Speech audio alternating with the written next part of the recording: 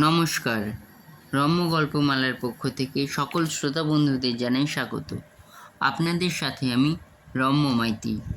আজ পরিবেশন করছি কবিগুরু রবীন্দ্রনাথ ঠাকুরের লেখা কবিতা প্রার্থনা, ছবি সংগৃহীত। কবিতা পাঠে আমি রম্য মাইতি।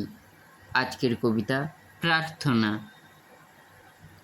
চিত্ত যেথা ভয় শূন্য, উচ্চ যেথা শির, জ্ঞান যেথা মুক্ত, যেথা গৃহের প্রাচীর আপন প্রাঙ্গণ তলে দিবস সর্বরি বসুধারে রাখে নাই খণ্ড ক্ষুদ্র করি, যেথা বাক্য হৃদয়ের উৎসমুখ হতে উচ্ছ্বসিয়া উঠে, যেথা নির্বারিত স্রোতে দেশে দেশে দিশে দিশে কর্মধারাধায় অজস্র সহস্রবিধ চরিতার্থতায়, যেথা তুচ্ছ আচারের মরুবালু রাশি বিচারের স্রোতপথ ফেলে নাই গ্রাসী, পৌরুষেরে করেনি শতধা নিত্য, যেথা তুমি সর্বকর্ম চিন্তা আনন্দের নেতা, নিজ হস্তে নির্দয় আঘাত করি পিত ভারতেরে সেই স্বর্গে কর জাগরিত।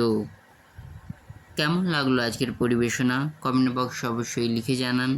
কবিতাটি ভালো লাগলে লাইক এবং শেয়ার করতে ভুলবেন না। পরবর্তীকালে নিত্য নতুন নানা স্বাদের গল্প কবিতা শুনতে এখনই আমার চ্যানেল সাবস্ক্রাইব করে পাশে থাকুন। ধন্যবাদ।